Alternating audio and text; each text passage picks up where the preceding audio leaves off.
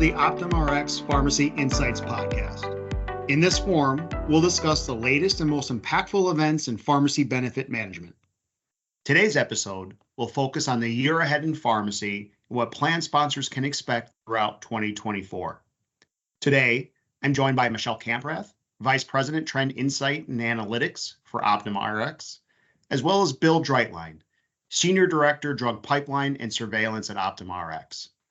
I want to thank both of our guests for joining me today.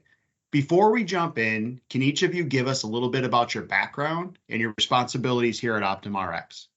Michelle, let's start with you. Yeah, thanks so much. Really happy to be here, Scott. Thank you for inviting me. I've been with Optum Rx for coming up on 16 years now in a few different roles. And in my role today, I lead the Trend Insights and Analytics team here at Optum Rx. And we have a really fun job.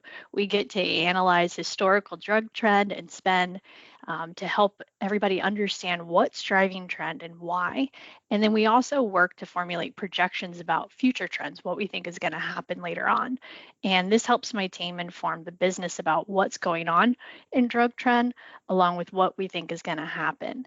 And that helps us drive strategies to better understand and mitigate future drug trend. Great. Thank you, Michelle. Bill, can you tell us a little bit about your background and responsibilities at Optum Rx?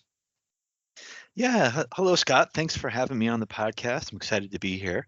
So a little bit about me. I'm a pharmacist, and I oversee a team that does what is commonly called horizon scanning.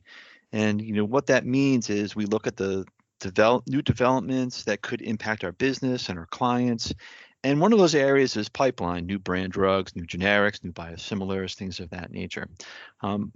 So I've been here at Optum Rx about 5 years. Actually, just yesterday was my 5-year anniversary. But before coming to Optum, I had a bit of a journey to get here. I started out as a hospital pharmacist. I was in academia for 5 years and then made the leap to the managed care world, where I worked for a large PBM in the clinical affairs group, doing clinical training and working with the P&T committee, the trend report, pharmacogenomics, a whole lot of different things. And that's kind of a little bit about me. I like to dabble in a lot of different things. I spent some time also after that as a medical director at an advertising agency that did work with pharmaceutical companies.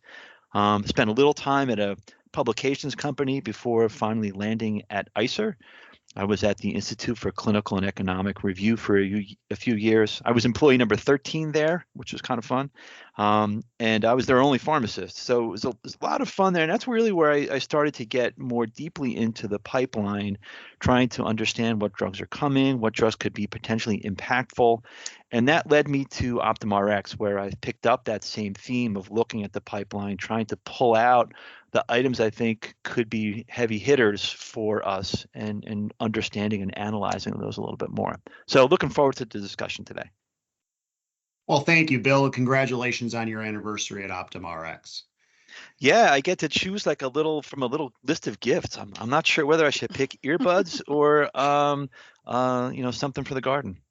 Well, looking forward to learning what you picked on the next podcast. Michelle, why don't we go ahead and get started with you? Really like to set a baseline. Can you give us a sense of where we are right now in terms of both specialty and traditional drug trend? Yes, of course. So right now, we're at a very interesting time with drug trend. I've been looking at pharmacy trends in different roles in this company for over 15 years. And we've been talking for this whole time about growth in specialty. We've been telling clients specialty is going to reach over 50% of your pharmacy spend by X year. And for some clients, that already happened a while ago. But when we look across our entire commercial book of business, 2023 was the first year where we actually did see specialty surpass traditional in drug spend. But at the same time that happened, a class in the traditional space called GLP-1s that everybody's talking about, and I know we're going to get more into that in just a minute, it really started to take off last year.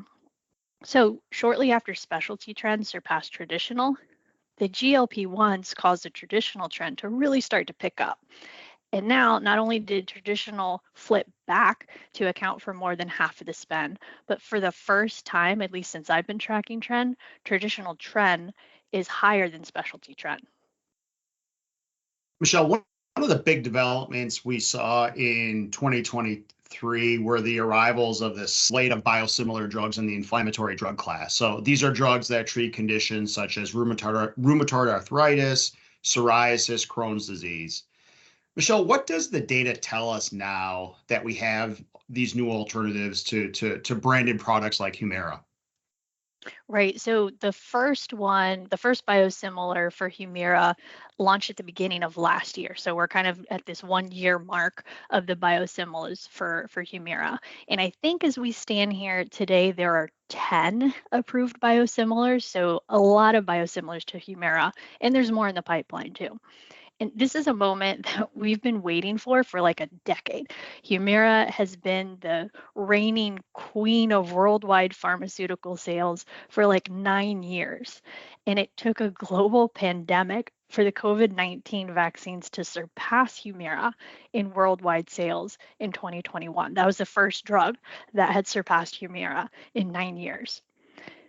And now that we have 10 biosimilars with more on the horizon, so even though Humira today, it still has the lion's share of the market between it and its biosimilars. That doesn't mean the biosimilars aren't doing their job in bringing the cost down. The biosimilars came out, they created competition in the market, which we all know drives down prices. And we've seen the net cost of Humira come down by over 20% since they started coming out. So in the end, competition is good. We're looking forward to more biosimilars entering the market this year. And some of them are going to include more interchangeable options and a high concentration biosimilar. And those are two things that just don't exist yet in the market today. So it's still an exciting time for biosimilars and more to come.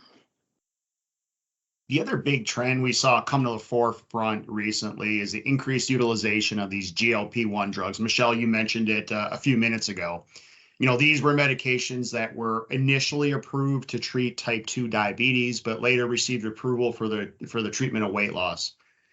Michelle, as you are well aware, utilization and cost of these medications is among, the top concerns for a significant amount of our plan sponsors. Based on your analysis of the data, what should plan sponsors consider as they approach this class of drugs? Right. So you mentioned it well. When you talk about GLP-1s, you have to separate the ones that are approved for diabetes, which most of the plans cover today. They're pretty commonly used. And then you have the ones used for obesity, which have historically been more of a choice for plan sponsor. So I think the biggest question that some of our plan sponsors are struggling with right now is whether or not to cover them, period. And for those who already do cover them, it's how can we continue to afford them, because they're just driving costs, driving trend up so much. But at the same time, the plan sponsors are getting pressure from their members to cover them. And some employers are even finding that coverage for these drugs is a benefit that can help retain their workforce. Like the members, the employees see it as a benefit that they have to have. The problem is at what cost should they cover them. These drugs, as they stand today, are just priced too high. Here in the US, we pay 10 times more than what they cost in Western Europe for the same drug. And we also know that only about a third of patients who start on the drugs are still taking them after a year. So plan sponsors are smart. They know this, they see the data, and they're starting to think more creatively. They're thinking, okay, I can pay $1,000 a month for one person to take this drug, or is there another way I can spend that $1,000 a month to help my members lose weight and get healthy? So plan sponsors are just in a really tough spot right now. They have to manage their plan to a budget. And I'm not saying these are bad drugs. I'm not saying they don't work, but I can confidently say, based on both our internal analyses as well as a very reputable external source, ICER, where Bill just mentioned that he came from, that these drugs are not cost effective at their current price today. Yeah, Scott, I'd like to kind of pick up that thread a little bit if I can. I think we're in a really interesting spot and it may be an uncomfortable spot right now with these drugs because there's a natural tension between two very important components of the business of healthcare. One is the clinical aspect of do these drugs work, and the GLP-1s clearly have a benefit on lowering A1C very potently for diabetes, and then they help with weight loss, better than anything we've ever seen before. But at the same time, there's also that natural tension with the cost of the treatment, and how do we manage that so that the people who need the medication can get it, to get the benefit, but also ensure that those who take it long enough to realize the benefits of it. As Michelle had mentioned, it's adherence and persistence with these drugs is very, very difficult. So it sets up a lot of tension amongst different elements here that we're still sorting out. It's still taking us some time to figure that out, and I think we will. But it's just a kind of an uncomfortable time right now, and I think that's I think the audience probably is feeling that. So we recognize that, and we're trying to find solutions to help along the way. Bill, those are some interesting points. It is obviously a very dynamic class. You look where we are today compared to just 2 years ago, right? The market is just totally different. Today we have Wegovy and Zepbound as the two GLP-1 products approved for weight loss. How do you see this class evolving over the next several years? Yeah, I think we're at the beginning of this. The evolution, I think, will come in probably three forms or three waves is how I'm thinking about it. One is the expansion into new indications, where we've got semaglutide and tirzepatide. They're both approved for diabetes and weight loss, and they're both looking to increase their footprint a bit into areas that are connected to both of those disease states. So let's take, for example, semaglutide is being studied for chronic kidney disease. It's relatively common in patients with diabetes. And, if you treat the diabetes with a GLP-1 like semaglutide, does that have beneficial effects on chronic kidney disease? It might. And we're looking for that data, sometime this year. And that will give us a little bit of more information about the true impact of these drugs beyond just lowering A1C, a marker of diabetes, and lowering weight loss. Another example is sleep apnea. Sleep apnea is a common condition. It's commonly associated with being overweight. We know that there's cardiovascular implications of that condition. And so there's additional data coming forward this year with tirzepatide to see if that drug can help with sleep apnea. So those are two examples of how expansion into new indications or new areas that are related to how their drugs are used today, could take place. The second wave is in new mechanisms of actions. We have multiple drugs in the pipeline that are looking to build on kind of the backbone of semaglutide and tirzepatide and targeting GLP-1 and GIP, and adding on some additional components to either boost the efficacy or increase safety. So two examples are retatrutide. It's a triple incretin agonist, so it targets glucagon, it targets GLP-1, it targets GIP, and so by adding on that extra action of targeting glucagon, there may be actually more potent weight loss. So the early signs are that it does seem to be associated with pretty impressive weight loss, maybe a little bit more than what we see with the existing treatments, but we'll have to wait and see if the side effect profile is any better. And then there's another drug called CagriSema. It takes semaglutide and then adds in another drug called cagrilinotide, which is an amylin analog, and that extra mechanism, also enhances potentially efficacy in diabetes and obesity. It's still early with both of these drugs, but the initial findings from phase 2 trials is encouraging, and we're hoping to get more solid data probably next year. And I'm eager to see whether the tolerability is better with these agents. And then the third area is, one of the things with the GLP-1 drugs and the dual GIP GLP-1 drugs is that they affect such a really broad range of organ systems. And so as we learn about these drugs for diabetes, obesity, and then these tangential conditions, I think we're going to continue to learn more about their use in other diseases. So there's great interest in using these drugs for non-alcoholic steatohepatitis, very common condition called NASH. And what NASH means is it's fatty liver. There's a buildup of fat in the liver that leads to fibrosis and damage to the liver. Down the line, it could lead to liver transplants. And so if you can attack that disease at its source, then maybe you can have a beneficial effect on the downstream effects of liver failure, liver transplant, et cetera. There's also a lot of interest in using the drug in Alzheimer's disease because there's some activity in the brain. That activity in the brain, we know it increases a sense of fullness, and that's how it works for weight loss. But there may be other actions in the brain that could help with Alzheimer's disease. And that would be a whole new area for these drugs to be used.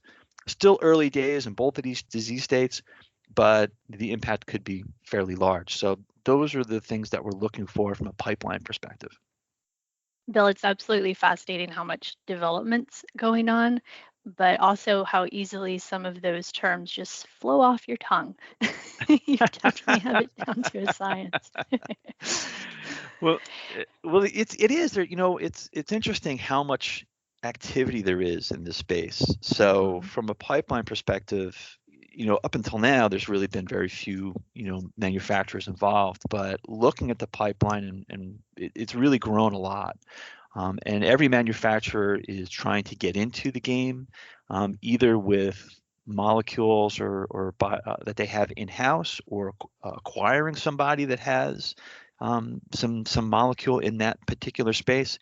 It's a really dynamic space right now, and because of the broad mechanisms, they're looking at it in all sorts of areas. So some of those just will not pan out. That's just the nature of pipeline. A lot of those things just will never work out, but some of them will, and some of them may be surprising. So we watch for that, and if we see the signals, then we look at it a little more deeply and try to understand what the potential impact might be, and then plan accordingly. But it's certainly an exciting time for sure. You talked about, pendulum swinging back and forth. The pendulum, is definitely swung in that direction right now, very heavily. So we'll see if it continues to swing or if it comes back. Right, a lot more to come in that area. Yeah. Well, before we move off of GLP-1s, Scott, I'm going to hijack your podcast for a minute, because Scott and Bill, I took the liberty of coming up with a few GLP-1 trivia questions for you since we're so focused on these drugs. So I've got 5 questions. I'm going to ask a question, and whoever answers first correctly gets a point. And then whoever has the most points at the end gets a really cool prize.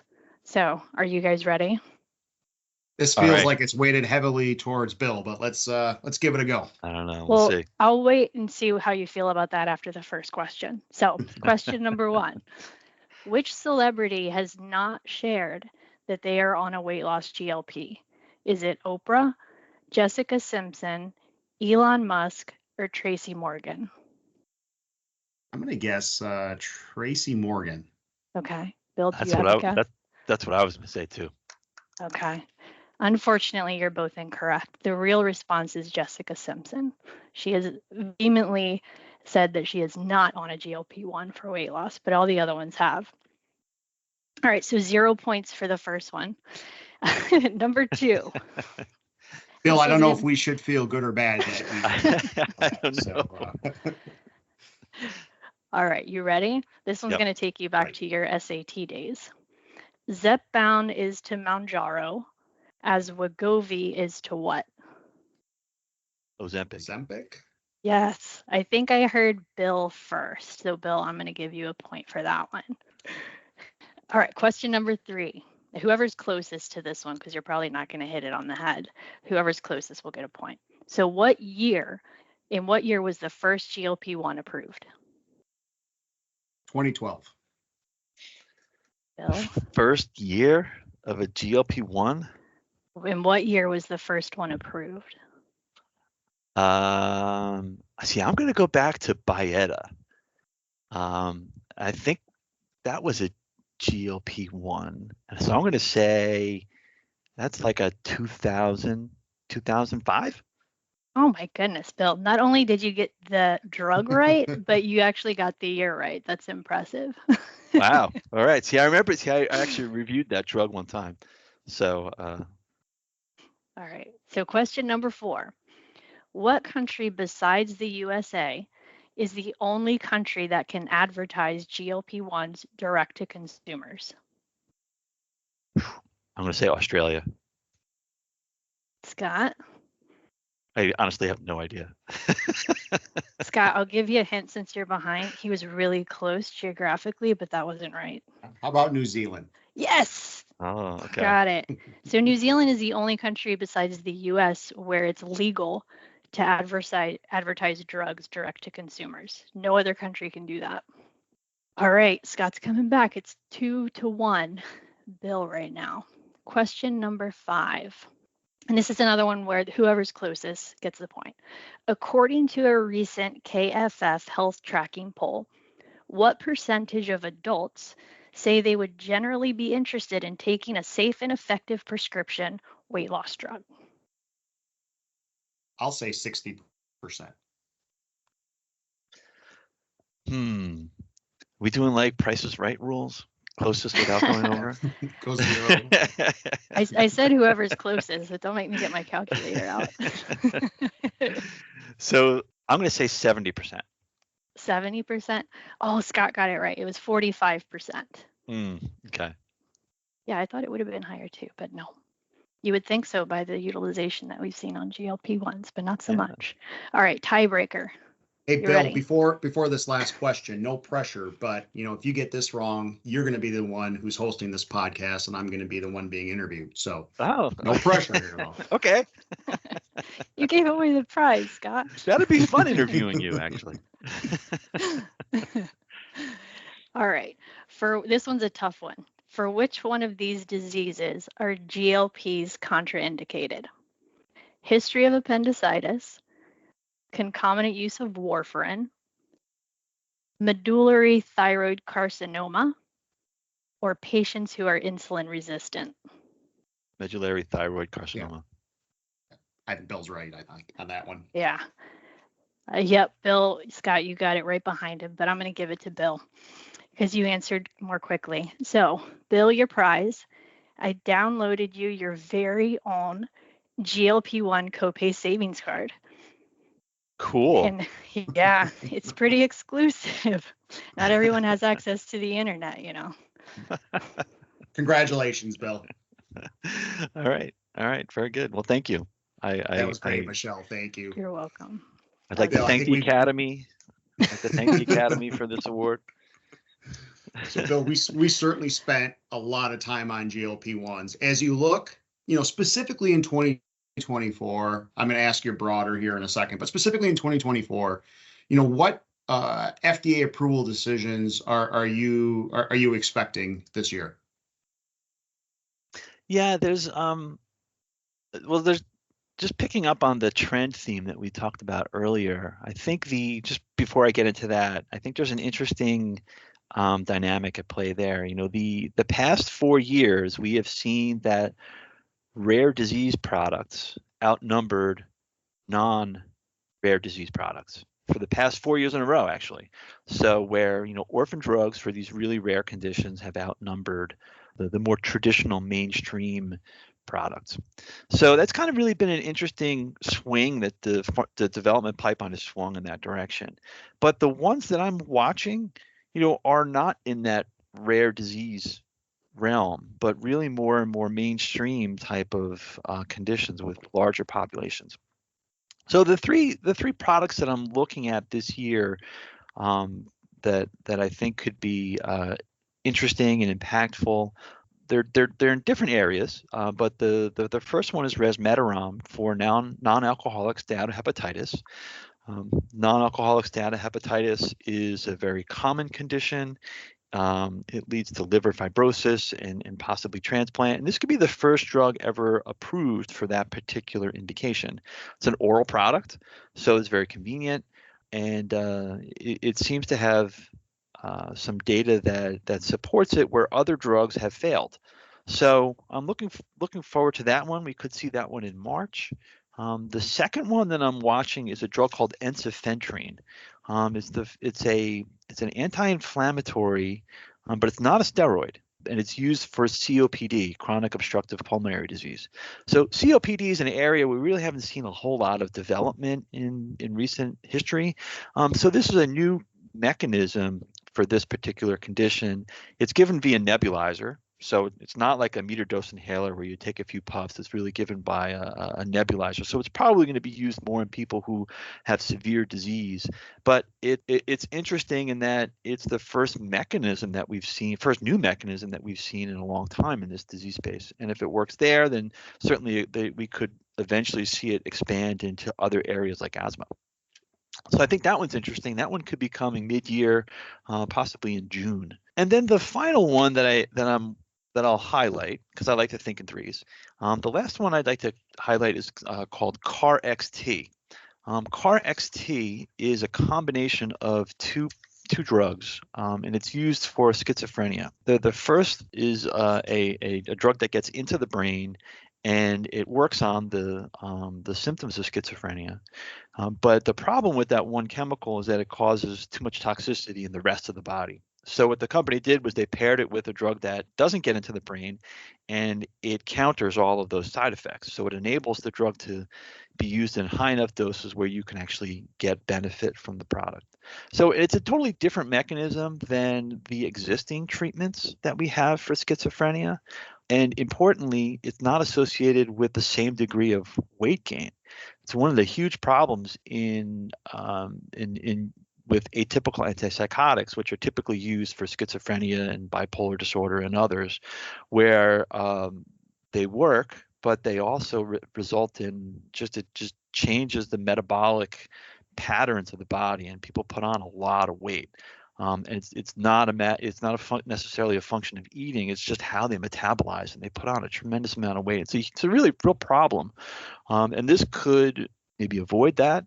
So it's an area, in mental health where I think there's been a great need, and this could, number one, provide some an effective therapy where maybe others, might not work, but also it could be more tolerable as well. So I think it's a pretty interesting thing. So for those three, one, is for more of a metabolic condition.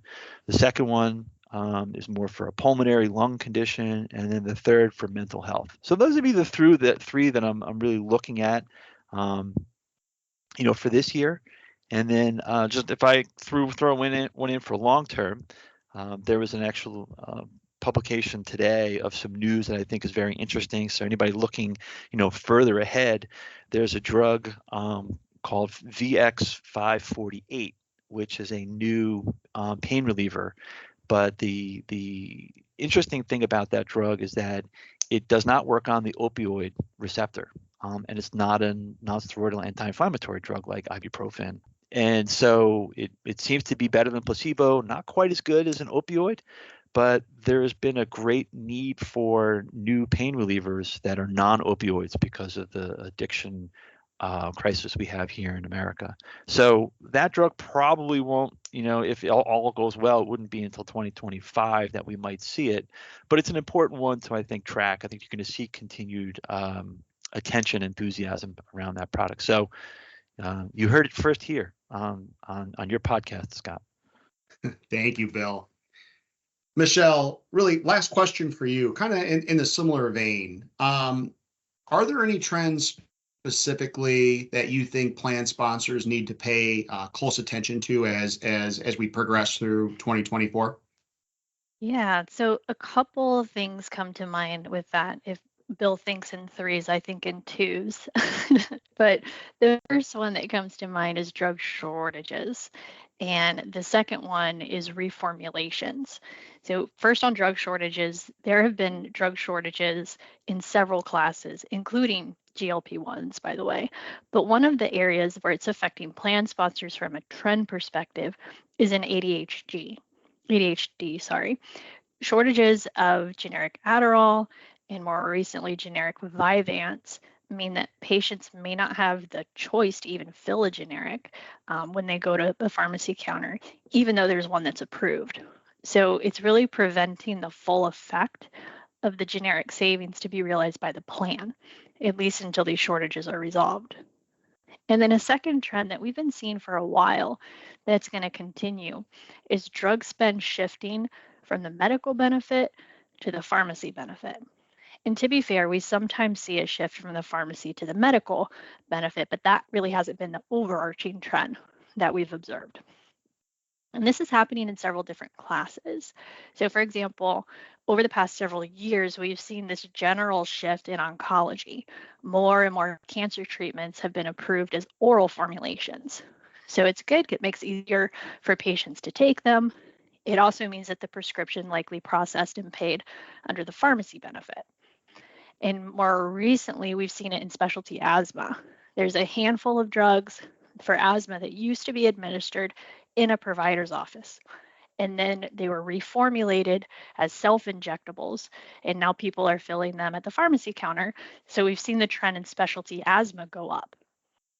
And there were a couple of reformulations that were approved late last year in the inflammatory class. So we might see some of those shifting over to the pharmacy benefit. And it's also happening in the rare disease space. There were 2 newer oral formulations to treat ALS. And this type of shift isn't necessarily a bad thing, but it's something to be aware of because specialty spend is increasing. It might be partly a shift rather than just an increase in utilization or cost. So those are the things that we're kind of seeing this year as far as overall trend. The reformulation one is that's a really big area of the pipeline. Surprisingly, that there's a lot of activity in that space looking at products and trying to reformulate them in new ways to take advantage of the delivery mechanisms we have today and make them better. And so sometimes you see that shift from the medical to the pharmacy, and if you're managing the pharmacy benefit but not the medical, all of a sudden, boom, you might see this drug appear on your radar and be like, whoa, where'd this come from? Because it it's one of these reformulations. So it's a big area. Michelle and Bill, really appreciate your time and expertise today. Bill, I think we all look forward to following you on the game show circuit as we move forward here in 2024. So thanks again. Thanks, Scott. It was a pleasure. Thanks, Scott. Thank you. Thanks for listening to the Pharmacy Insights Podcast. I'm your host, Scott Draeger. Tune in again for more discussions as we examine the most important issues in pharmacy care services.